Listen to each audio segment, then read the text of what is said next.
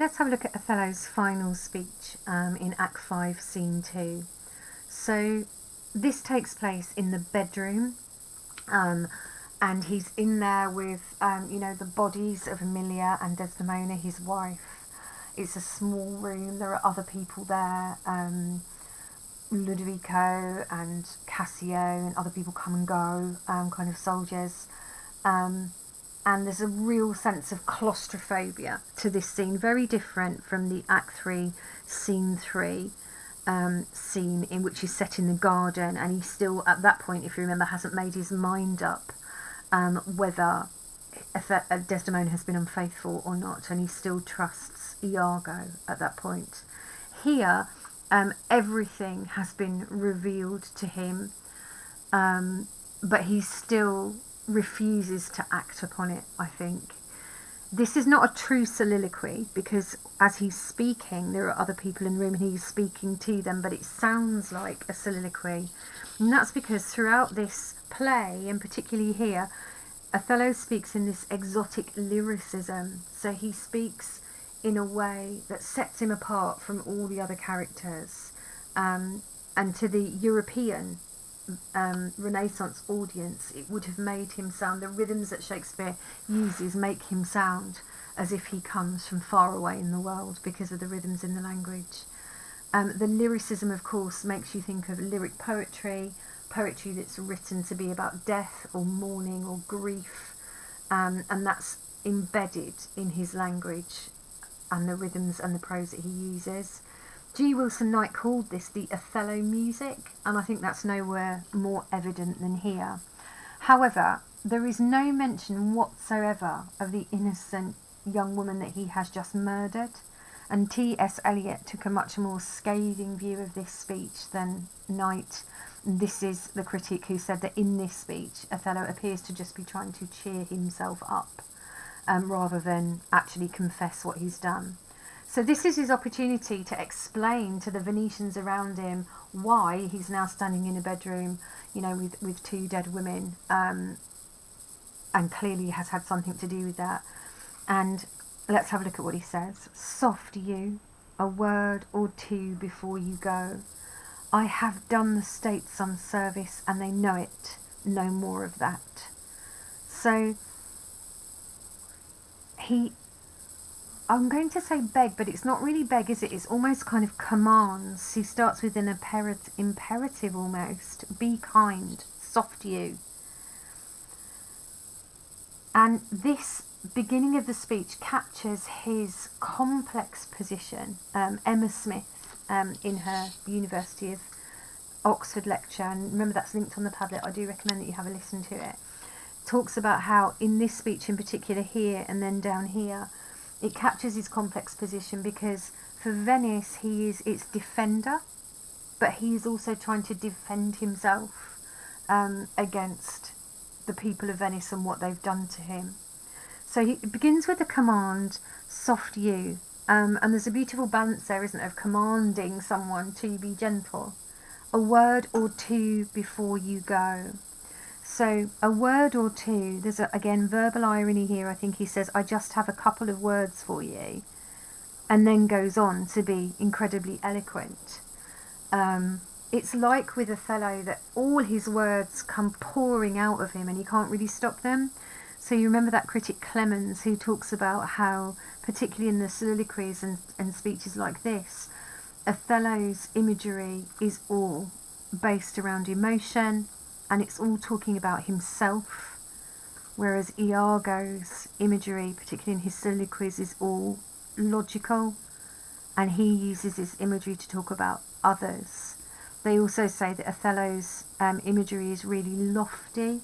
He talks about planets and curses and, big universal ideas, whereas Iago talks about, base bodily functions and things like that, and everyday language, the language of the military. And we've got a good example of that here. I have done the state some service, and they know it. So you can hear how uptight he is here. You've got the consonants of the T sound, which makes him sound anxious.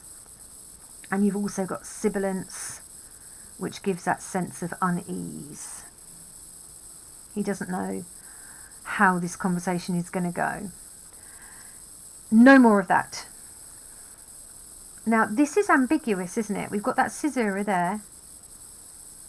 Is he saying, I'm not going to harp on about my past deeds, or I will no longer do anything for you? Has he come to a turning point here as he's realised? And you could challenge that critical viewpoint, couldn't you? That he doesn't act upon what he's learned. This sounds like he might be about to. And then again, we've got, I pray you. So it's a command. I want you to do this. And he's about to tell them how to write the narrative of the events. So we've got a murderer trying to control the way people report what he's done. So it's a staggering kind of egotism, isn't it? Of, you can write about my heinous crimes, but you've got to write about it my way. But he says, I pray you, which again has a gentleness to it. So there's a real dichotomy here, a push and pull in the way that Othello is thinking and acting. As always, he's a man of contrast with an extremely complex position. When you shall these unlucky deeds relate. Now here we get a reference to fate. And this idea all the way through that Othello has had, that whatever happens is because it's fated to happen. And it's an abdication of responsibility, isn't it? I'll write that down for you. These are unlucky deeds. It wasn't my fault. Sorry, I'm squishing it in. I hope you can read it. Abdication of responsibility. It's a kind of denial of responsibility.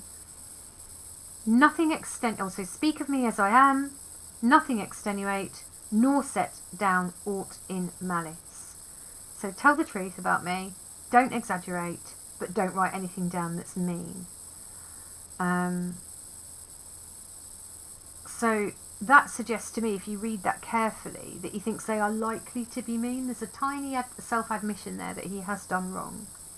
Then, if you do that, must you speak of one that loved not wisely, but too well.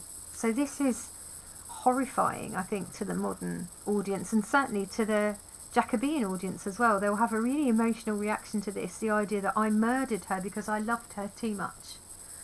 You know, the whole audience would know that Desdemona was entirely innocent, but he's blaming her. I loved her too much. She made me do it.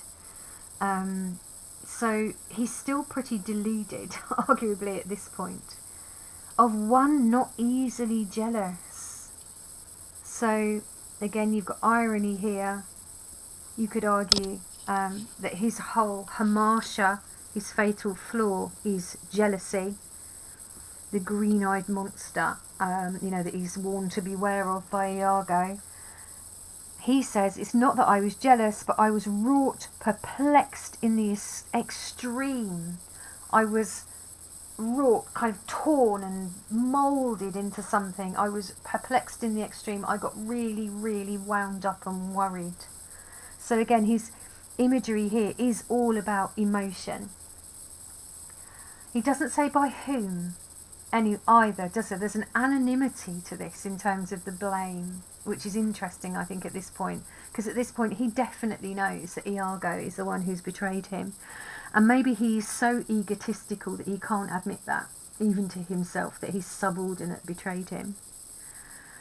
Of one whose hand, now notice here the structure of the speech, you begin with quite structured, simple-ish sentences, not entirely simple, but suddenly here he gets hold of a narrative and runs with it, an incredibly long sentence about I am like this base Indian who threw a pearl away that was richer than his tribe, blah blah blah, all the way down to here. And he describes himself as being like, so he isn't saying he is a base Indian, he uses a simile. He's like a base Indian who threw a pearl away, richer than all his tribe. And the image of the pearl, I think, is really interesting, because a pearl obviously is white in colour, so you've got that imagery of kind of virginity, purity. But who or what is he talking about? He could be saying he threw Desdemona away. Is he saying he's thrown himself away? Is he saying that he's thrown his reputation away? You know, his formerly innocent reputation? And whatever it was richer than all his tribe. And caused great sorrow. And again, we've got imagery here of kind of disease and medicine.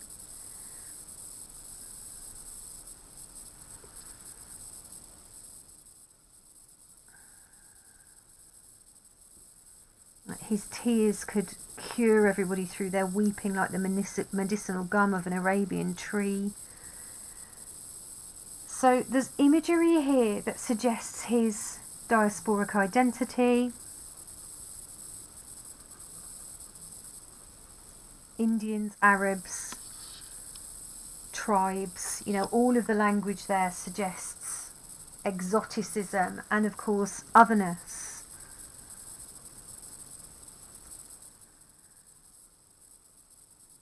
And this is how he wishes to be described. It's almost like at the moment of his death, he's returning to where he came from spiritually. Set you down this. So we get a caesura here, and he suddenly kind of comes back to logic. Right, write this down. And also say besides.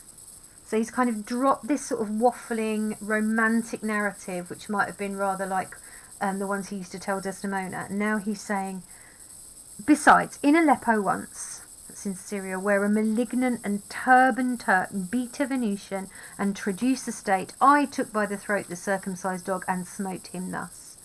So this is a phenomenally interesting, complex and quite heartbreaking final image in which he says, remember that once when we were at battle in Syria, there was a poisonous Turkish person wearing a turban, and they were beating up a Venetian, and they were trying to take power, to traduce power from the state.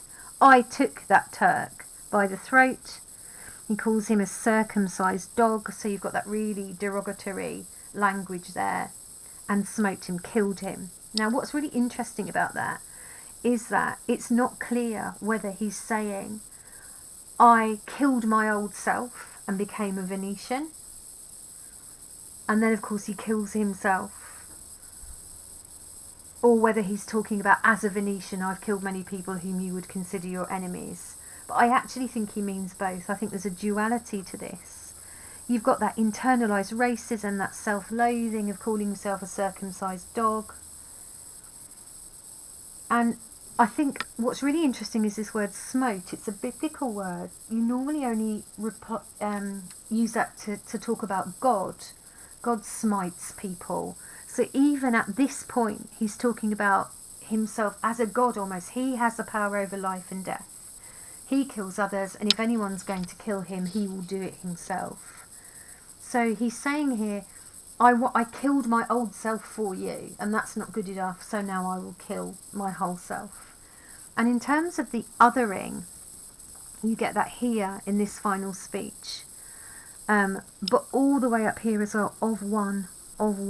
There's a sense that he alone feels powerful, godlike, that he's the only person who should have control over anything, hence him telling his captors what to write down about him. So it's a tremendously articulate,